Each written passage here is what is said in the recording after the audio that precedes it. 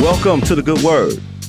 My name is Vincent Goodwill, senior NBA reporter for Yahoo Sports, the host of this podcast. We are part of the Ball Don't Lie Network. Get us wherever you get your podcast. And of course, we are also on YouTube. And if you see us on YouTube, you see the light and bright face sitting next to me, my man, David Dennis Jr. And for purposes of today's podcast, the Junior will be extremely emphasized. He is a senior writer at Andscape. He is an American Mosaic Journalism Prize recipient, and he is an author of The Movement Made Us, a father, a son, and the legacy of a freedom ride. David, well, David. I guess I'll call you David. I call you Dave. Thanks for joining me, man. Really on this particular day, man. But really appreciate you joining. Thanks for having me, man. I need to have you around with me at all times to give those introductions. Your mercurial voice, smooth, silky voice, giving an introduction, man, made me feel very prestigious.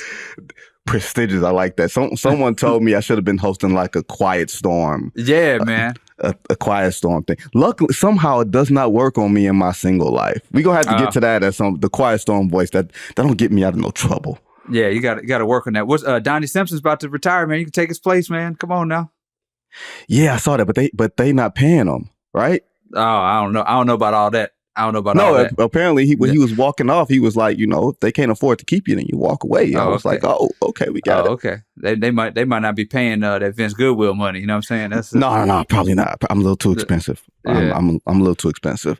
But David Dennis, of course, is joining us today. It's actually the day is normally commemorated as, the third Monday or second Monday in January. But today is the actual day, January 15th.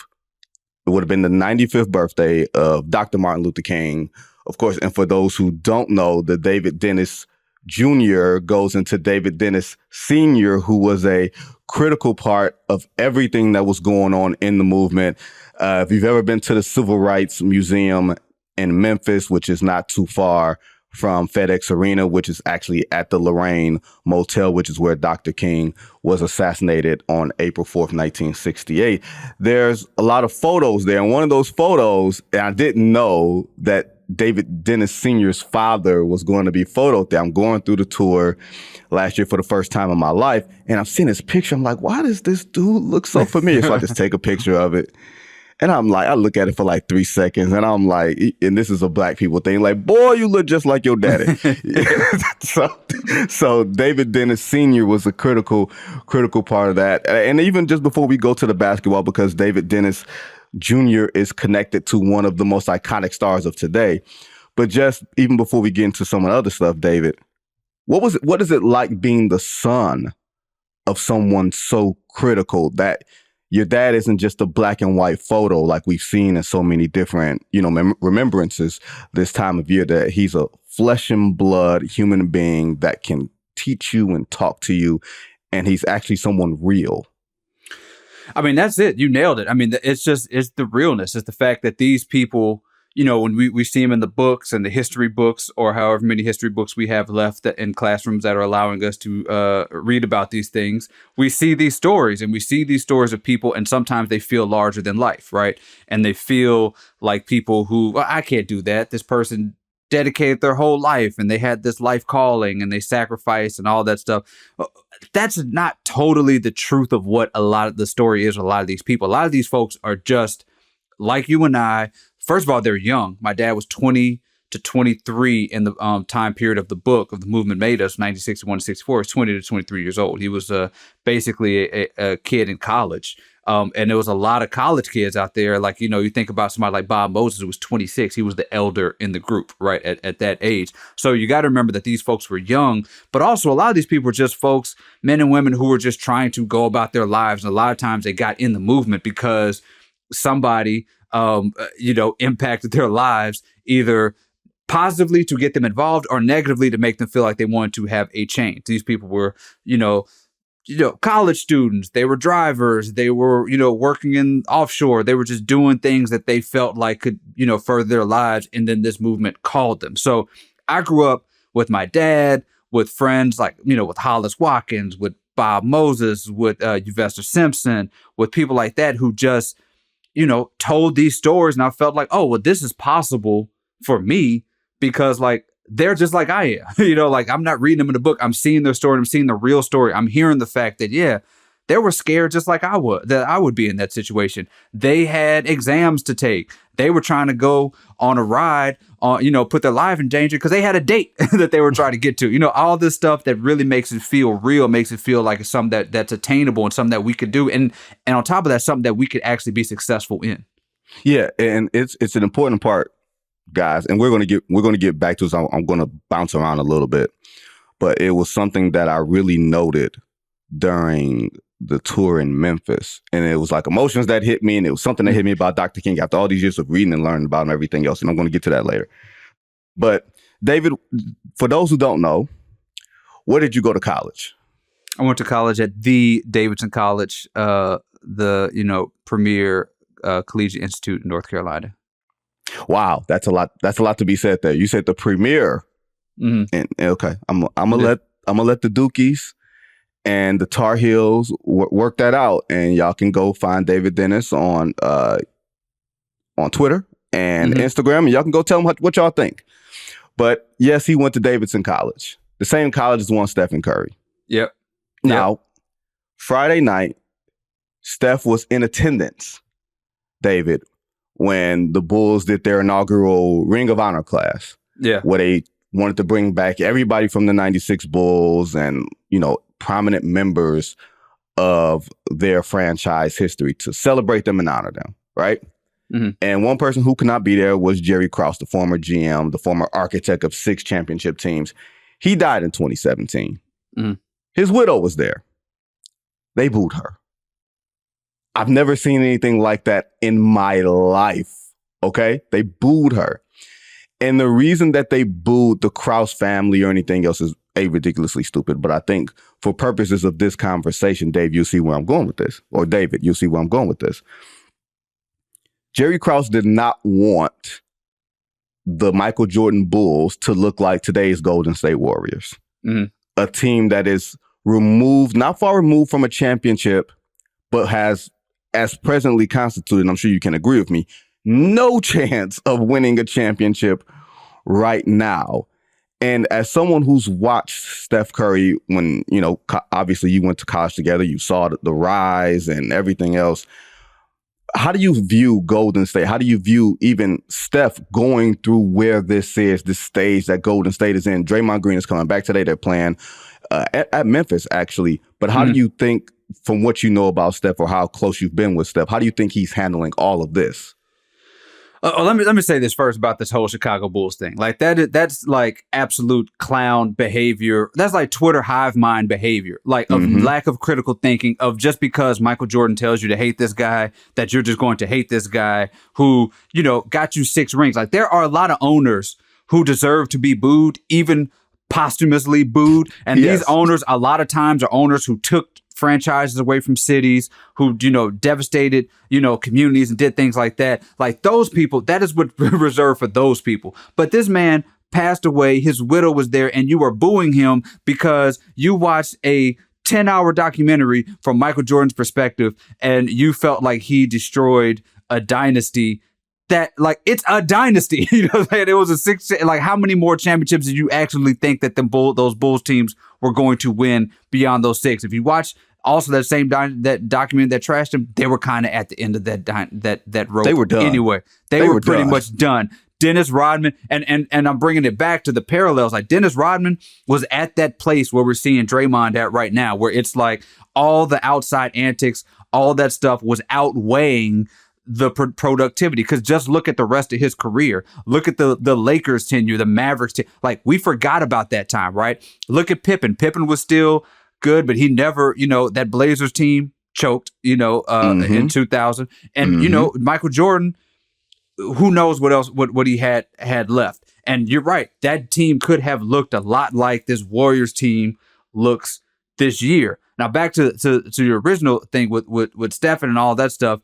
I mean, this dude, I think, has the belief, like his ability to believe in himself, believe these things. You said the Warriors have no chance to win a championship. I don't think this dude feels like they don't have a chance to win a championship. That's the thing about it. I think that we've seen a little bit of him talking about the fact that, yes, the deadline, they need to make some moves. They got to figure out what this Kuminga and Wiggins thing, like why they can't play together. We got to figure out what Clay still has and why he's playing like he's playing. And Draymond has to come back. Chris Paul is out there. I think there are some moves that need to be made. But what I've seen from this dude who, was the smallest kid on the court his freshman year and was busting these teams, scoring 30 points a game, the team that beat Gonzaga, the team, the dude who beat Georgetown, the dude who beat LeBron in the finals, all this stuff that people were saying was impossible. If I'm going to Monday morning quarterback or, couch, analyze this dude, I think this guy's looking at this squad and saying, look, we make one move, we can turn this thing around. I don't even think you're wrong on that, right? Because you look at Minnesota, you look at Oklahoma City, Memphis is clearly out of it because Ja Morant is out for the rest of the season. Desmond Bane out for 6 weeks at least with an ankle sprain. So they're done for this year. The Warriors still, they have parts, right? Like if I'm a Warriors fan, I'm frustrated at being, below 500 and being on the outside looking in of even the play-in right now, which I think, of course, can change in like a good week. Like Stephen can just go on a heater and they'll be, right in the thick of things. But you look at Jonathan Kuminga, you look at Moses Moody when he's gotten the time. Like Andrew Wiggins, that's the thing that I can't figure out. You know what I mean? Like it's a weird thing. Yeah. But with Golden State, you feel like there is a move there. You just can't figure out. You don't know what the move is. Is it Pascal Siakam? Is it a guy like Nikola Vucevic? Is it somebody that is not necessarily an all-star, but an all-star talent that can help unlock and alleviate the rest of the concerns? And it may not put you back in the finals, but I do think a guy like Steph, all he wants is a chance. Yeah. Yeah. I mean, I think like part of it is just, there's the elephant in the room is the Kerr-ness of it. And like, we're going to bring this back to the Bulls is that Phil Jackson knew how to put a team that was right there on the cusp and get them over the hump, right? He's not a Greg Popovich who can take a team that is, not that great and raise their ceiling to, do something. Like Phil Jackson never could do that. And I think Steve Kerr comes sort of from that tree because Steve Kerr is having to do some of the things that like traditional coaches have to do when you don't have a team that's on the cusp. Like you have to figure some things out with your rotations, when to play people, when to bench them. Because a lot of these moves that have been made and a lot of these blown leads have been Steve Kerr just not knowing how to manage game-to-game situations. I think he's genius and brilliant when it comes to here's our rotation. We're going to figure out rotation. We're going to try out this rotation every game, and that's going to win us, make or break it. But in-game situations, in-game changes, the things that he's doing, keeping Kuminga out for the last 17 minutes of a game when he's the best player on the court, not playing Moody, not knowing what to do with Kuminga and Wiggins, playing the small ball, not knowing when to put Looney in or take Looney out, like not being able to figure this in game is really Steve Kerr's weakness. And that is being really, really exploited right now, especially when he does not have the type of, assistant like he had with Mike Brown, who is actually really, really good at doing those things. You need coaches that can do the micro, and then you need coaches who can be the macro, right? You need the big picture guys, and you need the small picture, all the details. I think Kerr is really good at organizational ethos, keeping the eye on the bigger picture. This is how we want to play, everything playing with joy, unlocking Steph, unlocking Klay Thompson. That changed the trajectory of NBA history, not just for that franchise, but for the way that the game has been played over the past 10 years. The stuff that you're talking about is digging into the details. It is.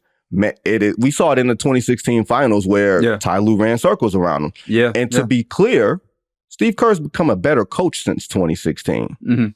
But it's still a couple of those, blind spots, including the return of Draymond Green, right? And you wrote this fabulous column not too long ago, circled around both Draymond Green and Ja Morant and I guess you could say, our obsession with punishment. Yeah. Right. Yeah. And the punishment culture. And I almost in some way feel like it's almost tied to the way that we look at like the jail system or the prison system, so to speak. And it's sport and it's not sport, but you understand what I'm saying here. Right. Is that, are we worried about players just being able to get back on the floor and entertaining us because they have besmirched the shield of the league, so to speak? Right. Or do we want them to become better people, better citizens, which is a lot murkier? It's almost like you're saying, hey, y'all, let's be honest about what we want here. Yeah. Yeah. I mean, that's what it is. I mean, and I want to do the big picture thing here is that we have an obsession with punishment culture, right? Like we, and that is directly tied to the prison industrial complex, because in order to get people on board with something like that, you have to convince them that it's good, it's a societal good to send people to jail, right? And part of convincing people that it's a societal good is convincing people that is part of rehabilitation, because you send them to jail and they come out a different person, right? But as we've learned, like that is not the case, right? You're not when you send somebody to jail, you're not fundamentally changing their socioeconomic status when they get out. You're not changing anything about, their outlook on life or how they go about life. And actually what you're doing, you're further traumatizing them and making it more likely that they do end up back in jail. And it's not a problem with the person, it's a problem with the system that we have in itself, right? And so the NBA and all these leagues, actually, it's not just the NBA, it's NFL, all these leagues, when you try to create some sort of facsimile of that system in which I'm going to punish you and then that's going to be your rehabilitation, you actually create a system in which you just punish people and you expect them to come back better, right? But I have there's nothing about what happened to Draymond or what happened to Ja Morant that makes me feel like they're going to come back any different, except for the fact that they're going to come back and not get caught doing the things that they did, right? Like Ja Morant, the NBA still has not really determined if Ja Morant's issue, right, is the fact that he has guns and loves guns, or is it the fact that he waved a gun on social media, right? So if your problem is the latter, then Ja Morant, he's already not done it. He hasn't done it in 9 months. He hasn't waved a gun on social media. Problem solved, right? If you have an issue with him with guns, then that's a whole nother thing, because we live in America, brother, and it's going to be hard to convince somebody not to love guns in America, right? And so Draymond, by the same token, like, what is the punishment going to do to stop him from losing his temper and choking somebody or hitting somebody? He's already, I would say, suffered the worst punishment that he could possibly have for doing that, because he blew his team's chance at being the greatest team of all time, right? So 10 games, 12 games is a drop in the bucket for the fact that 7 years ago, he derailed that franchise. They got Durant and everything, was better after that, but he blew the chance of being the best, team, and he has to carry that. And he's still doing those things. So what is punishment actually going to do to change any of that? I don't know how you change behavior. Like, when the Ja Morant thing pops up, and anybody who's listened to this podcast knows where I'm going with this, I just said, dude, just stop playing with guns and telling the world that you're playing with guns. Like, I'm not going to tell you how to kick it with guns. I'm not a gun person, but like you said, this is a gun culture. My general thing with the league on that was, if you didn't step in when you heard about him beating up a kid in his backyard, right? That's where I look at the league and I'm like, hey, y'all, the warning signs were up well before this. Right. And yeah, if we're concerned about Ja Morant's quote unquote mental health, then figuring out how to breathe when you're being stressed out. All right, cool. If that's the way y'all want to play it, cool. But to the people, because there's different elements of this. It's us as a media and what we want. There's the league and what it wants. And there's the fans. And the fans have to also be very honest about what they want as well, right? Right. I'm not sure if the fans care. If the fans believe that the NBA has it in for Ja freaking Morant, an American face in an increasingly international game, right? And a young American face in an increasingly international game. Y'all are tripping. Y'all don't know how this works. They need an American face to help carry this into the next generation. And Ja Morant and Anthony Edwards, to who's elevated himself over the past year or so. Those are your best hopes. Right. Maybe until, Cooper Flagg comes into the game and does what he does, because he's got all the advantages, right? But your point is well taken, David, is that what is a league, I guess the question would be, what is a league's obligation? Is it to create better citizens, or is it to make money? Yeah, I mean, going back to the thing you said about mental health, what's not good for my mental health? Taking away 1/4 of my paycheck. That's not good for my mental health at all. So don't tell me that you're concerned about my mental health while taking my money. You know what I'm saying? Like, what is it that the punishment has to do with the like, if you're going to put Ja Morant in therapy and Draymond in therapy, why do you have to take them away from the games in order to do that? Right. And they have not figured that out. Like, like, I could do therapy while playing these games. I could do therapy before, but don't act like your main focus is rehabilitation. You also want to punish these dudes because you want to look at all these fans and advertisers and say, we're punishing these people for fighting and having guns. Now, the league's obligation to all that, league has no obligation. They don't have none. Right. They can punish and just say, I don't like what you did. You're gone. I don't like that. But the problem is when the league and the part of their messaging is we want to make this right. When you put out Joe Dumars on First Take and he's like, we're mostly concerned with Draymond Green's health and we're not concerned with punishment. Like, then you put yourself as an organization that is fully focused on trying to make these dudes, rehabilitate and make these dudes' mental health and all that stuff better. But if I'm Draymond Green and you're telling me I get to come back whenever I get to get my paycheck back when my mental health is better, I'm telling you after game 3, I'm like, therapy has worked, brother. I'm back. So what is my motivation? Is Draymond Green coming back saying, that helped and I feel like a better person? Or is Draymond Green coming back saying, look, I want my money back? Yeah, it's a lot. And to be perfectly honest, I'm not coming here from the ivory tower saying I have the answers. And I don't think you are. I don't think you are either.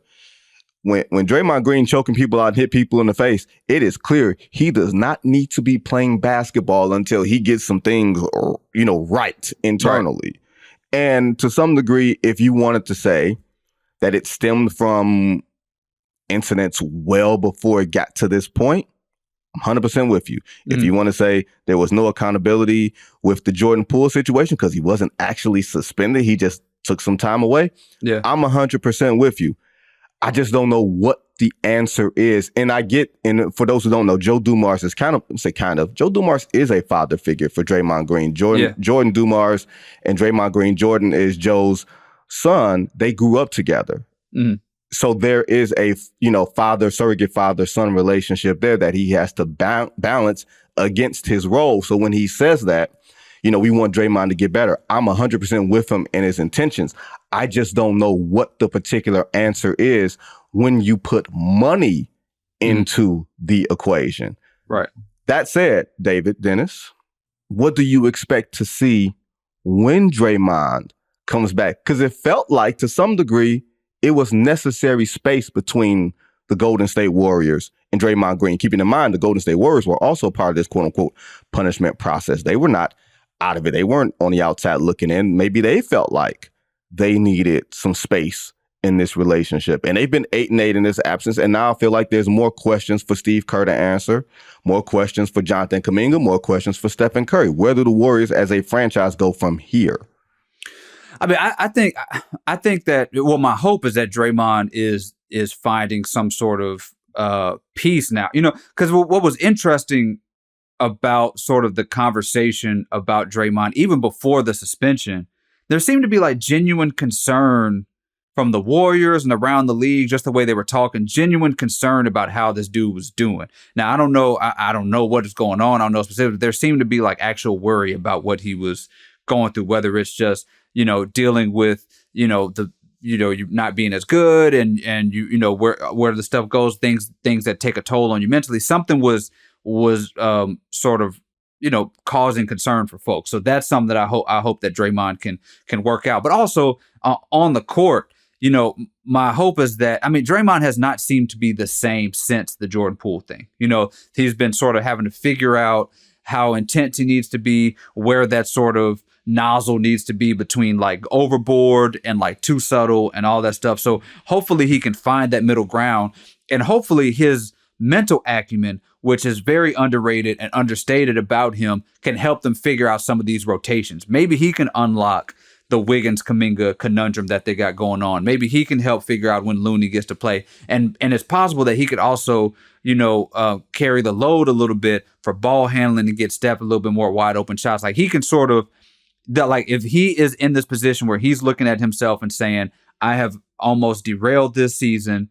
This is the third or fourth season that I've almost sort of imploded single-handedly. Well, not single-handedly, but I've had a hand in imploding. How can I make this right? And if he can sort of do that in combination with a very necessary trade that needs to happen in a couple weeks, this can be a net positive for the Warriors.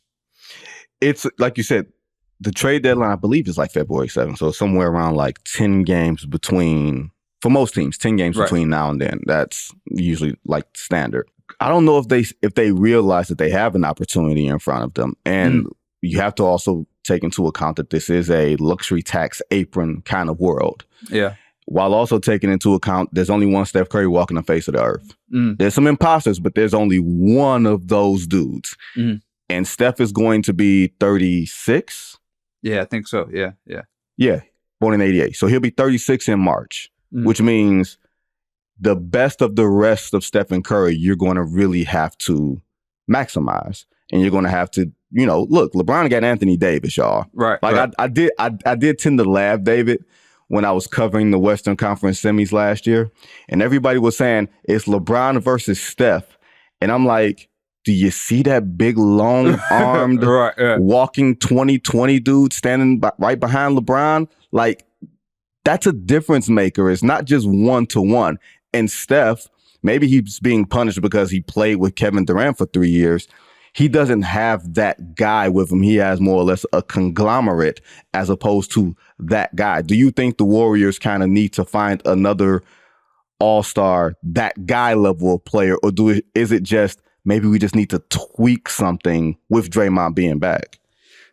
They can look for that all-star guy. I don't know how the Warriors can afford anybody right now. I don't know the apron stuff. You know what I'm saying? That's I'm not smart enough for that stuff, but I know them brothers broke. and so it is hard to think about how a superstar can fit in there financially.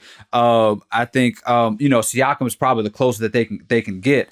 With the Warriors and maximizing these Steph years, as you mentioned, they're going to have to look at and do a postmortem on this building the future while building the present thing that they did. Like, this can be one of those, like, you want to talk about what Jerry Krause did and all that stuff. You want to talk about ownership sort of, putting a kibosh on a dynasty. And that is the fact that you have Wiseman, Moody, Kuminga, Poole, right?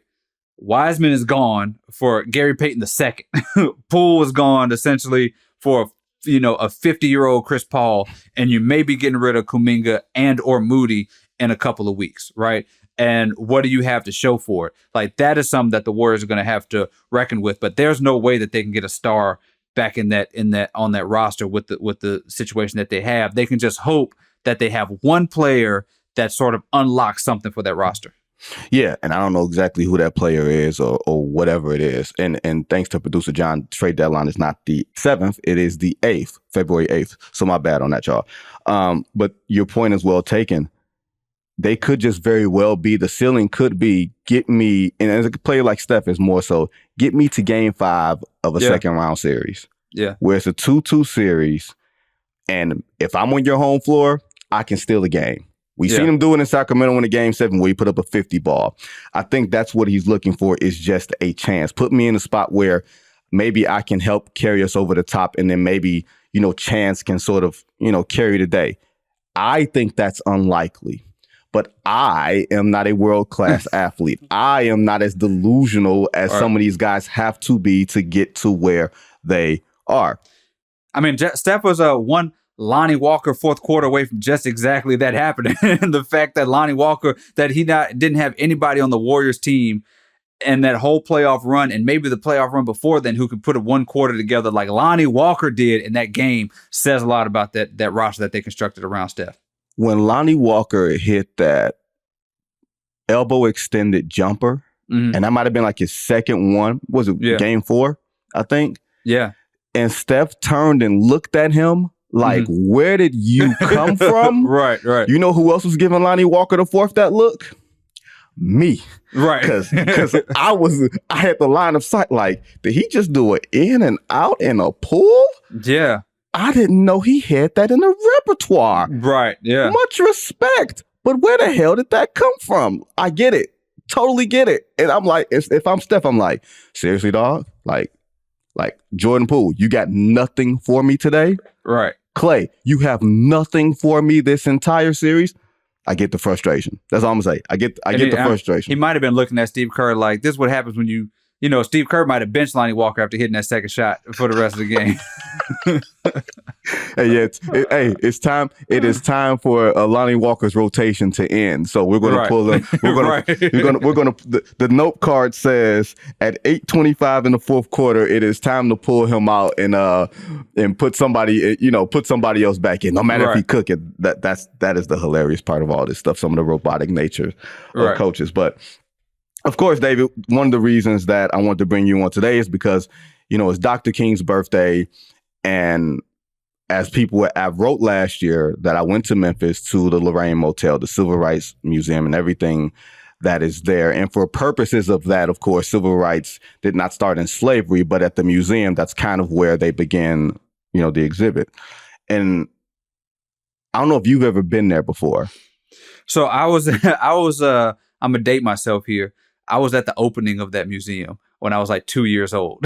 Oh, wow. Okay. I think the museum might have opened it was the late 80s. My dad, of course, was invited to that. So I was able to go there and I met Rosa Parks. I met all all sort of the luminaries of the movement and all those folks at the time. So I went then.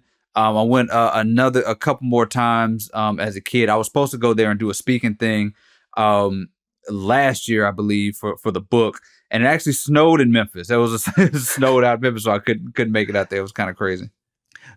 I'm always fascinated. I used to get infuriated on this day because this day I would say to my friends is like the most disingenuous day on the calendar. Right. Out of all the days, this is more fictional than Santa Claus and the Easter Bunny. All right, and the Tooth Fairy put together. This is the day where all of the companies and all of the politicians who try to strip away everything that's the essence of Dr. King and people of that time, and they try to sanitize them and co-opt their words to fit their agendas. They put out the quotes, the tweets, and all that stuff. Dr. King said, you shouldn't judge someone by the color of their skin, not the content of their character. That's why we should no longer have DEI. Right. My question to you is, how does that hit you? How hypocritical, as someone who's seen it and heard it and felt it and written a book about it, how does that hit you personally? I try to stay off of, for the most part, social media on MLK Day. And if I can, for the most of the month of February, when everybody sends their product placement, Black History Month, colors to do whatever they got. You know what I'm saying? Whatever candy bar they're putting on the African flag or whatever they do. Because it is disingenuous. When you have the FBI, right, who tailed this man, who, tried to ruin this man's life. The FBI sending out, hey, happy MLK Day, and putting a quote there. We have lost the plot, right? And so all of those things, for me, I try to lean into the people who, embody the message, the people who are still here, the ancestors, the folks who knew him, the folks who loved him, his children, all that stuff. Those are people I try to think about on today. And I try to cut out the noise of the disingenuous folks who, because that's what you do. They will kill you and rewrite your story, right? That is how that's how history works. That's how history books work. That's how we ban books that tell you anything different and all that stuff. They will murder you, and then they will tell you that you enjoyed being murdered after you were dead, right? And that's essentially what they try to do on MLK Day. And I think it's a powerful thing that we can do to take that story back and make that story ours. The weird thing for me, David, and it's funny that you brought that part of that we make it, say we, that the writers of this, and I don't mean writers like journalists, I mean like the authors of some of these stories, try to make it seem like Dr. King was a willing martyr, or people of that time were willing martyrs. When I went to the Civil Rights Museum last year, it struck me. And I want to say it struck me for the first time. And maybe it was a picture of your dad because he looked so much like you. I'm not saying it's a flattery. I'm just saying it. I think this when it hit me that, and you brought it up earlier, these were regular people just doing extraordinary things. He said in one of his final speeches, I have no martyr complex. I want to live as long as I can. And that thing, because you haven't been there, it's playing in the background of like one of the final exhibits before you go to the final hotel room. And the picture where your dad is in, and I know it wasn't there then because technology wasn't as good. It's the lunch counter. And it's a photo of your dad, and next to your photo of your dad who's on the bus where the bus is being occupied. And for those on YouTube, you might be able to see it if we can get, if we can get the copyright up. But it's a photo of your dad, and there's a officer next to him with a long rifle, a shotgun. And inside the exhibit, it is a simulated lunch counter situation where kids of that time who were part of the movement were being shown this is what it's going to be like. When you go to the lunch counter to integrate these lunch counters, you're going to have stuff thrown at you. You're going to have stuff being said to you. And you have to be able to handle it. So what's playing over it is the things that they were going to have to hear before they went to integrate the segregated lunch counters, and how they would have to hear those things and deal with them and not respond and not react and everything else. So I come back to the point, David, of I was angry when I left that place. I was angry when I went onto that balcony, the infamous balcony where Dr. King was assassinated. Like, this man wanted to live, and they took him. Whoever they were, they took him. And that to me is like one of those things that out of all these years I've been reading about Dr. King, and you read the letter from a Birmingham jail, which I'm going to get to and tie to the NBA in a way and see if you rock with me there. But David, that's what hit me, was the frustration and the anger, like the searing anger that this man wanted to live and they took him.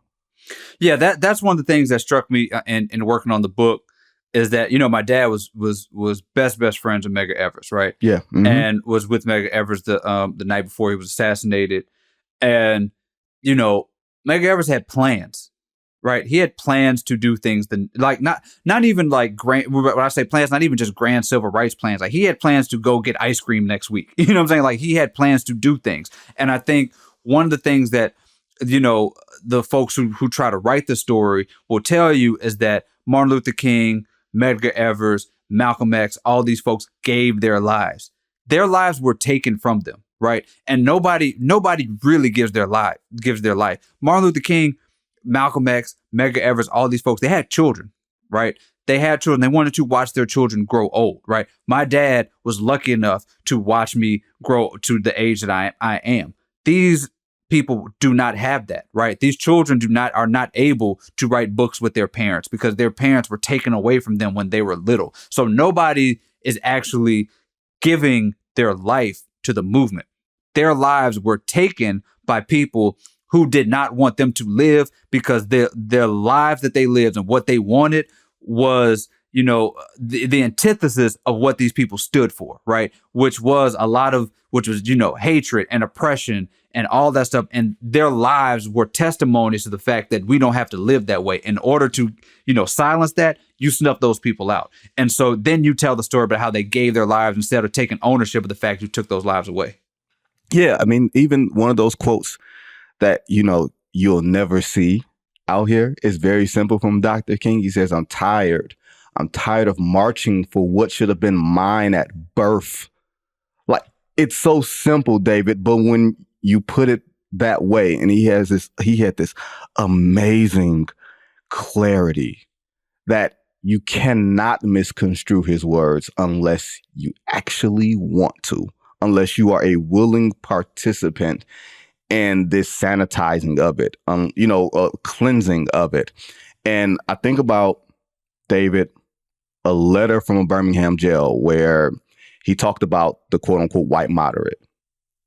And this is where I bring it back to the NBA. And Bomani Jones, a friend of ours, has this great thing where he said, and he said this years ago, he said, King's greatest weapon was shame, where his appeal to white people of the time was, you're not as bad as you're acting.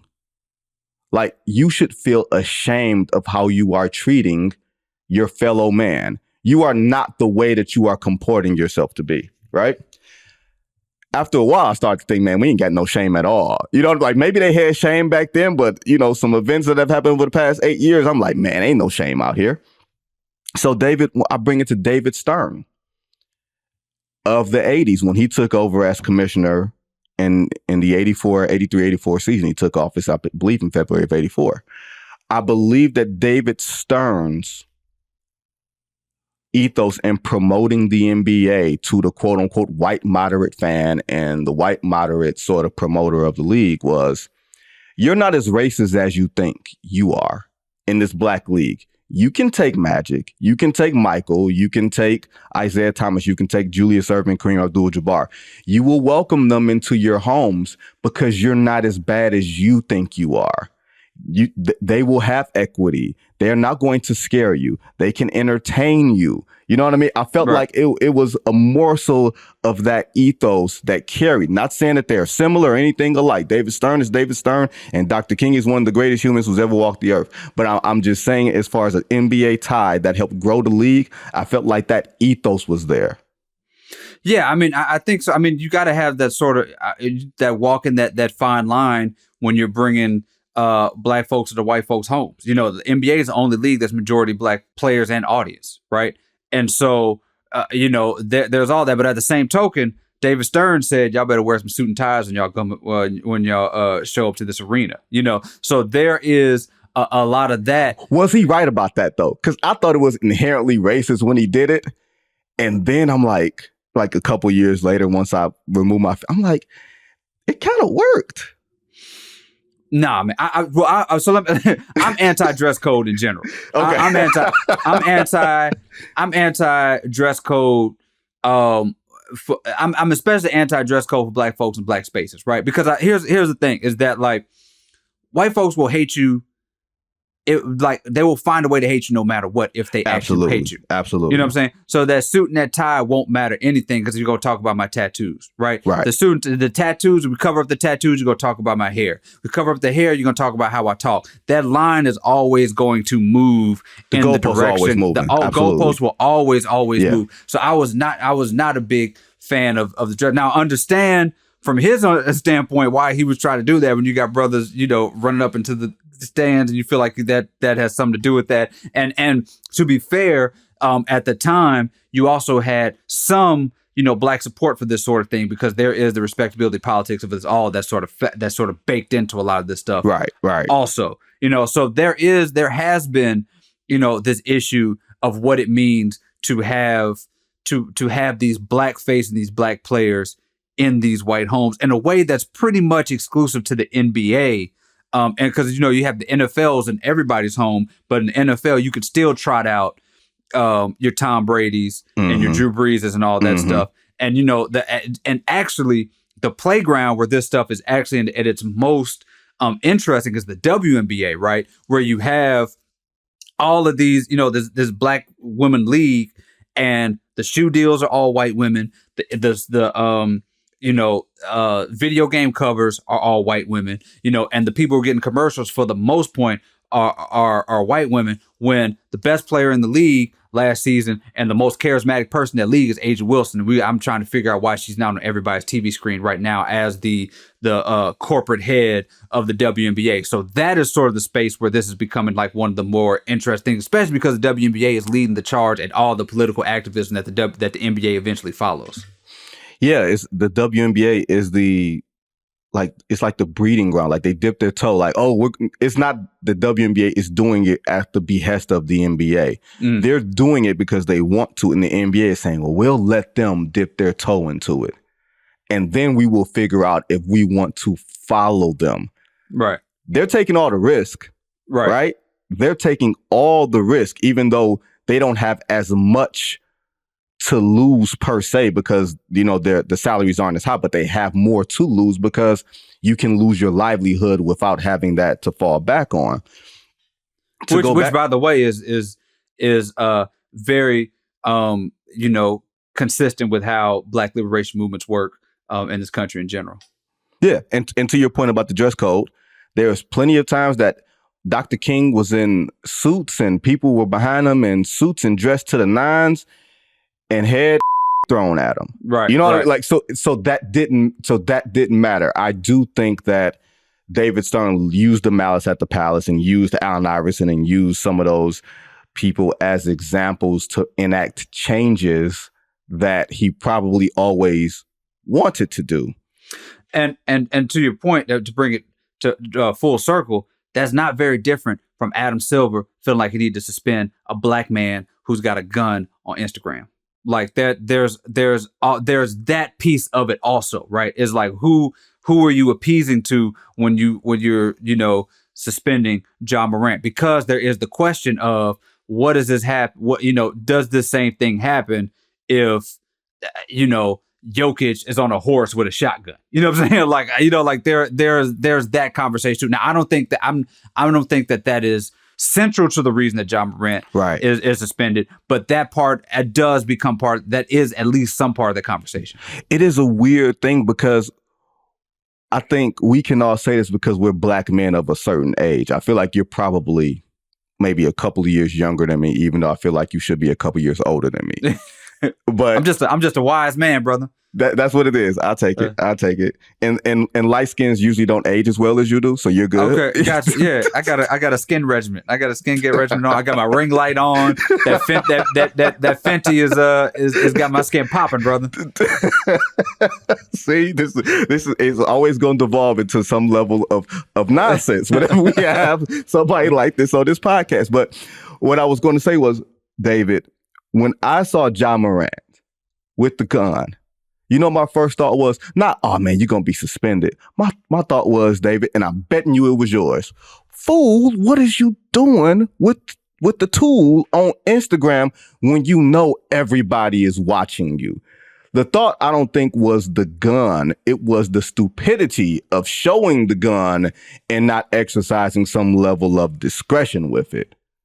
Yeah, my concern is always when I see somebody doing something that's irresponsible with a gun, that worries me. You know, now he was not shooting the gun in the air or doing anything like that. But if you were doing something that is against your best judgment, that's not great. If you're doing something that's against your best judgment and you got a gun in your hand, that's really bad. You know, so that was the thing that concerned me. I was concerned about him, his well-being, Mm-hmm. you know, because, you know, you're in, you know, Memphis, you're in different places. You are, you know, a lot of times guns are not necessarily deterrents. They are reconnaissance. Right. And so that was a problem. That stuff worried me. I was just worried about him and his well-being more so than anything. Yeah. And once again, Memphis, look, they don't play with guns in Memphis. They use guns in Memphis. And for whatever the reason, they killed rapper Young Dolph in Memphis. He was going to get, cookies or something. You know what I mean? Like, this is what happens. And there is a almost paternal feeling. Like, I'm not an old Black man. I promise you. I'm nobody's granddaddy, right? I'm one person's uncle, so to speak, or a few people's uncles. But you almost come across paternal. You're the uncle of the sports journalism game, man. Not see everybody. All these people's your sons, man. That's what. Don't do that. I'm not Michael Wilbon. I am not Michael Wilbon. Michael Wilbon is like the Godfather. I am still like one of the nephews. You know what I mean? Like, we are still young enough to be the young generation, even though we're not young no more. You know what I mean? But the paternal thing always pops up, and it's not like a respectability thing. It's like, man, look at these white folks. These white folks don't think about you. They don't think whatever they're going to think about you anyway. That ain't really going to change. But it's like you said, it's the matter of, hey, man, what you doing? That's what I felt about Draymond hitting Yusuf Nurkic in the face. Not about you won't get suspended. It's like, hey, man, what you doing? what I hear from older players, or what I've heard from older players who have retired, like the Isaiah Thomases of the world and those guys from that generation, what I've heard, David, is we were not allowed to speak out and just do whatever we wanted. We had to build this league from the ground up and build it with equity so that you guys could cash in on it. And not just from the standpoint of them making the max contracts, but from them having the social capital of it. Because they weren't necessarily quiet, but they had to be, like you said, they had to be welcomed as Black faces into white homes. And to do that, you had to start building equity from zero. It's almost like, starting off from like Reconstruction and Jim Crow and everything. Like, it's not literally the same thing, but you're starting from a negative point and having to build and hoping that the generations that come behind you are cashing in on it in a positive way. By and large, do you feel like this generation of player understands and appreciates what the groundwork had been laid before them? Because like you said, how would they know unless someone told them? I mean, it's my hope. My hope is that, I think one of the things that's is interesting to me is that, I feel like, maybe it's my imagination, but I feel like we came up in an era of just like basketball player knuckleheads. You know what I'm saying? Like, it's just a basketball player, scandal, suspension. This is before social media, And so I feel like there's a lot of players who sort of understand where they are in life and what they can do and what they can contribute. I think that we saw a lot of the stuff in the bubble. We saw some of this movement type of stuff from players, but obviously there's desire to want more. I mean, I think everybody could do a little bit more and everybody could do something. My hope is that these younger players can carry on and go to where, I think everybody kicks in the door a little bit. Everybody kicks in the door a little bit. For Magic Johnson, who was never really this outspoken movement activist type of person, he's important for Black folks in a lot of ways, even down to the business aspect of it. And you can quibble about Jordan and all that stuff, but LeBron took it further, and Wade and all those people took it further. They did things 2020, and my hope is that the next generation of players go even further than that, because right now sometimes you feel like WNBA players are the ones that's carrying the bag with all this stuff. I don't know if we will see NBA players do what the Atlanta Dream did to Kelly Loeffler. And that's the thing that's sometimes can be disheartening, is that these players who you suspend a WNBA player for 10 games, they're gonna feel it. That's something that and they're gonna do something about it. Right. That impacts something that impacts them financially in a way that most NBA players are not getting. And so my hope is that a lot of these players can find the method, can find the way to sort of, first of all, get educated on this stuff. Because a lot of times, and that's not to disparage them at all, but, that takes a lot of reading. It takes a lot of keeping up with stuff. It takes a lot of talking to scholars and all that stuff to even be informed on the things that are going on for anybody, let alone somebody who's traveling 82 times, playing 82 games in a 6-month season and just wants to kind of go to sleep. Like, that is a hard thing for them to do. But, my hope is that there is some sort of apparatus for them to sort of feel empowered to say what they have to say and do it in a way that's impactful. Yeah, and think about it. The Clippers with Donald Sterling, and that was 2014. Yeah. And in that playoff series, the Clippers against the Golden State Warriors, where Donald Sterling's, the video or the audio of Donald Sterling came out. Right. And, it was Chris Paul, it was Stephen Curry on the other side. They were debating whether we're playing games. Right, yeah. And I don't know if it turned out to be a seminal moment, but it was certainly something that struck a chord with a lot of people. And you can say Donald Sterling became $4 billion richer. You're absolutely right. He did. You can't stop racist white men from being wealthy.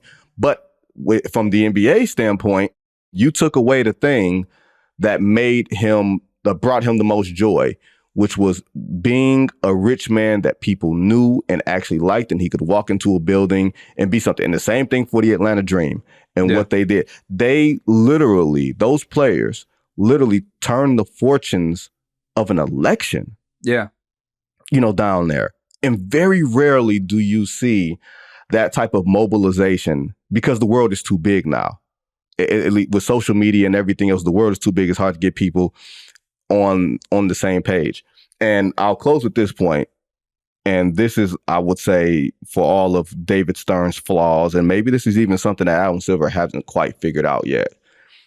And I'm gonna see if you agree with me on this one, because I feel like we've recognized this in the part of our lives. There's different types of people that you run across.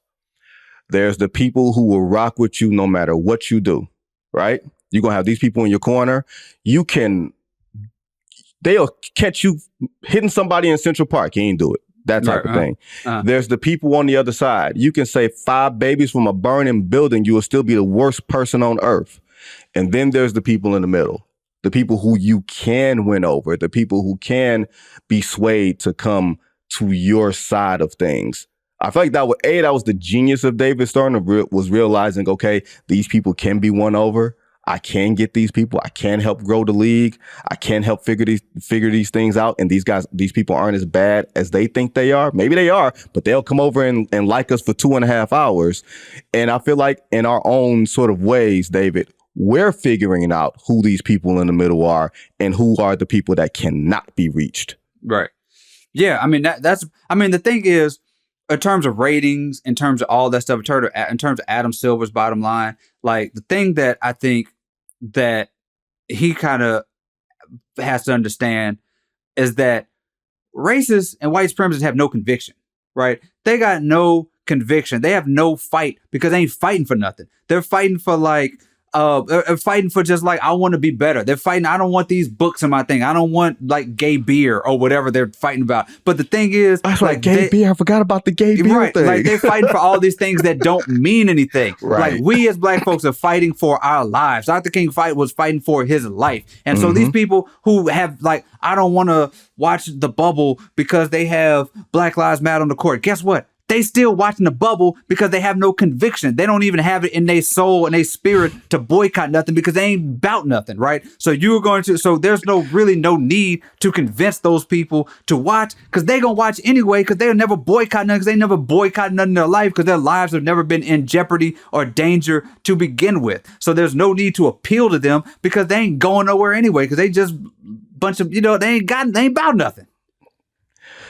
We gonna do this like we were if we were at a poetry slam. David Dennis Jr., y'all. Yes, sir. That's how we do it. Happy MLK Day to all those who celebrate. That, ladies and gentlemen, is David Dennis Jr. I'm encouraging everybody to pick up a copy of The Movement Made Us, a father, a son, and a legacy of a freedom ride. Also worth your time if you're listening to this podcast that might be interested in listening to something else. Check out his very good Rap Stories podcast David hosts, where he goes on with various figures and talks about the processes of different albums and how they come together and everything else. That was really, really well done, David. I meant to say that at the top. I really appreciate you. And thanks again to producer John and to the entire team who works hard behind the scenes on this podcast. Dan will be back with another episode of Divine Intervention tomorrow, and I will be back on Wednesday for another episode of The Good Word. Until then, everybody be safe.